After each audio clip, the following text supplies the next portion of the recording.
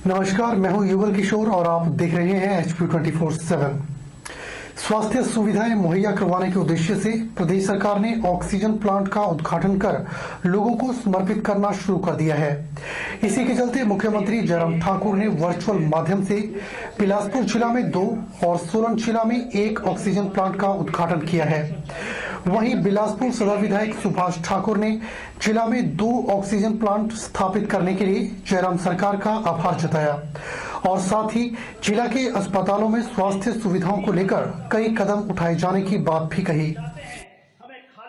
हिमाचल प्रदेश के जयराम ठाकुर जी ने किया, उससे आने वाले दिनों में जो ऑक्सीजन की एक पूरे देश में एक बहुत कोरोना काल में दिक्कत आई थी, हिमाचल प्रदेश में तो उस दौर में भी दिक्कत नहीं आई, लेकिन आगे आने वाले दिनों में जिस तरह से तीसरी लहर की बात की जा रही है, उसके लिए यह पहले से ही माननीय मुख्यमंत्री जी ने, स्वास्थ्य विभाग ने या पहले ही यह सारे प्रबंध किए हैं। वह बिलासपुर की जनता को इस डिस्ट्रिक्ट हेडक्वार्टर से सभी को इसका लाभ भी मिलेगा और इस हॉस्पिटल में 16 करोड़ की लागत से डेवलपमेंट वर्क्स जो चले हुए हैं वह भी माननीय मुख्यमंत्री जी के आशीर्वाद से और हमारे हेल्थ मिनिस्टर के सहयोग से यह सारा संभव हुआ है। आने वाले दिनों में ये डिस्ट्रिक्ट हॉस्पिटल में चाहे मदर चाइल्ड भवन है और चाहे हमारे यहाँ CT स्कैन और दूसरा हमारे एक्सरे, डिजिटल एक्सरे और बाकी चीज़ें हैं, यह सभी चीज़ें यहाँ पर अच्छी और यह आने वाले दिनों में सभी चीज़ें एक छत के नीचे, हमें जगह जगह जाना पड़ता था, वो एक जगह पर उसको किया गया है, उससे भी लाभ मिलेगा।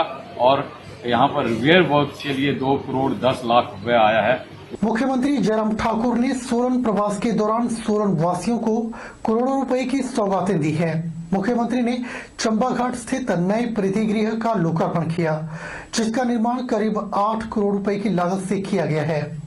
सीएम जयराम ठाकुर ने नए प्रीतिगृह से ही वीडियो कॉन्फ्रेंसिंग के माध्यम से क्षेत्रीय अस्पताल बिलासपुर, नागरिक अस्पताल खुमारवी और नागरिक अस्पताल अर्की के PSA ऑक्सीजन संयंत्रों का विधिवत शुभारंभ किया। वहीं सोलन वासियों की लंबे अरसे से चली आ रही मल्टी स्पेशलिटी अस्पताल की कथेड़ में आधारशिला रखी। क्षेत्रीय अस्पताल सोलन में PSA ऑक्सीजन संयंत्र का लोकार्पण किया। मुख्यमंत्री ने सोलन में कंडाघाट तहसील की ग्राम पंचायत दंखील एवं हिनर के कुरगल, नोहरा, करोग, छोब और टकराना गांव के लिए उठाऊ सिंचाई योजना का लोकार्पण किया। ग्राम पंचायत हिनर के सवा गांव के लिए उठाऊ जलापूर्ति योजना का भी लोकार्पण किया। मुख्यमंत्री जयराम ठाकुर ने कहा कि सरकार सोलन विधानसभा क्षेत्र के विकास के लिए वचनबद्ध है।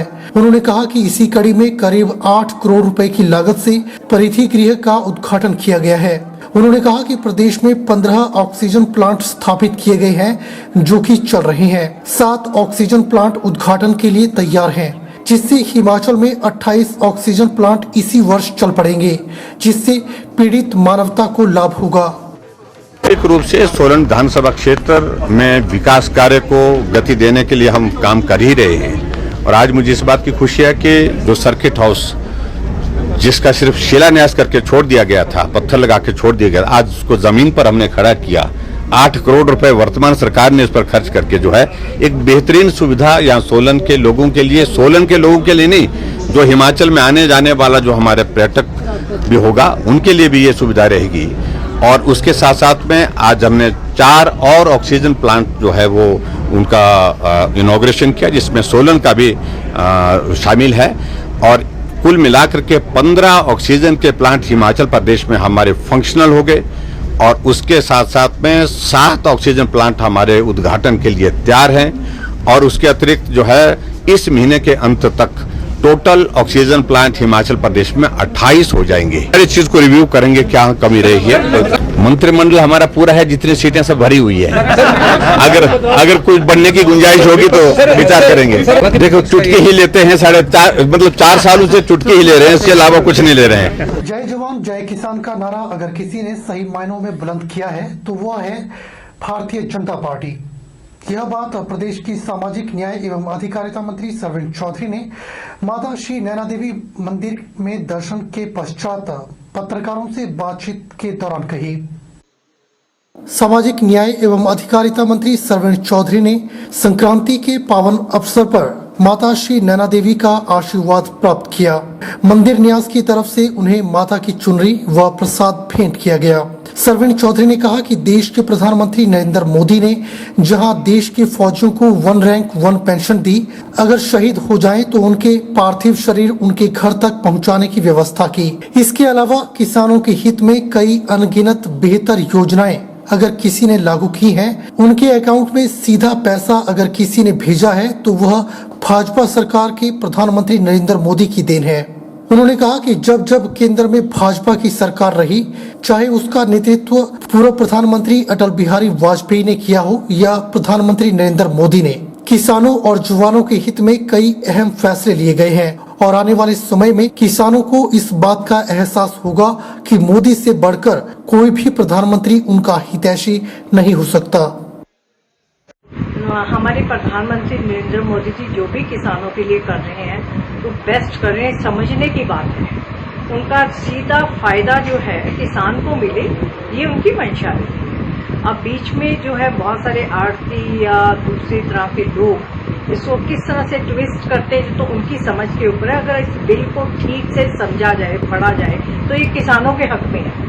सरकार तो सबको फायदा दे रही है, पूरे भारतवर्ष में हर कर्मचारी को, हर विभाग के लोगों को फायदा दे रही है। तो केंद्र सरकार ने किसानों के हक में, आपने देखा है एग्रीकल्चर विभाग जो है किसानों को हर साल के 6,000 रुपये जो अभी सीड मनी जो दे रही है, समय आने पे ये बढ़ती जाती, पेंशनें लगी थी, धीरे धीरे 1500 तक होगी।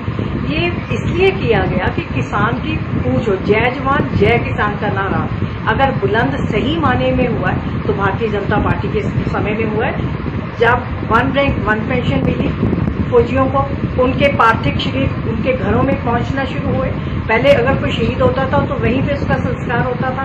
अटल जी ने ये परंपरा शुरू की और सही मायने में नरेंद्र मोदी जी ने जो है 1 रैंक 1 पेंशन देके जय जवान की जो बात है वो रखी और जय किसान की जो बात है वो किसान निधि देकर किसानों के हित में अच्छे बिल बनाकर नरेंद्र मोदी जी ने किया है।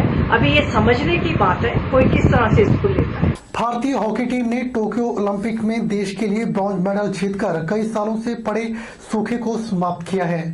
उसी टीम का हिस्सा रहे हिमाचल प्रदेश के डलहौजी से संबंध रखने वाले वरुण शर्मा का आजकल हिमाचल प्रदेश में गर्मजोशी के साथ स्वागत किया जा रहा है। कांग्रेस पार्टी की वरिष्ठ नेत्री और 6 बार से डलहौजी की विधायिका आशा कुमारी ने अपने निवास स्थान पर अंतर्राष्ट्रीय हॉकी खिलाड़ी वरुण शर्मा का गर्मजोशी के साथ स्वागत किया। आशा कुमारी ने खुशी जाहिर करते हुए कहा कि वरुण शर्मा हिमाचल प्रदेश के लिए किसी प्रेरणा स्रोत से कम नहीं है और आने वाले समय में युवाओं के लिए मिसाल बन गए हैं।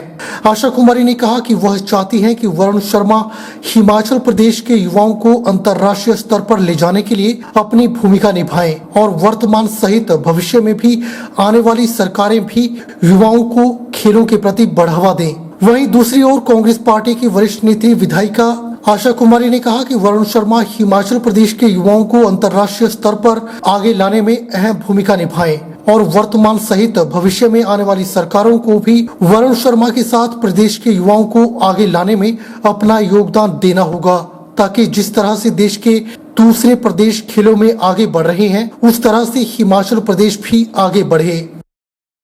बुलेटिन में फिलहाल वक्त हो चला है एक छोटे से ब्रेक का। ब्रेक के बाद तुरंत हाजिर होते हैं।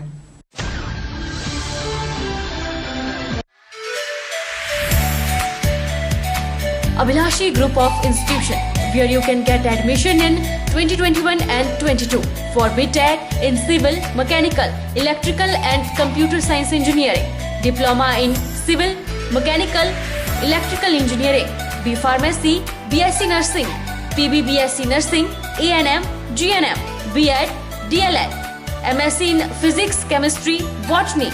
For detailed inquiry, please contact Abhilashi Group of Institution near Chowk, Tehsil Bal, District Mandi, Himachal Pradesh.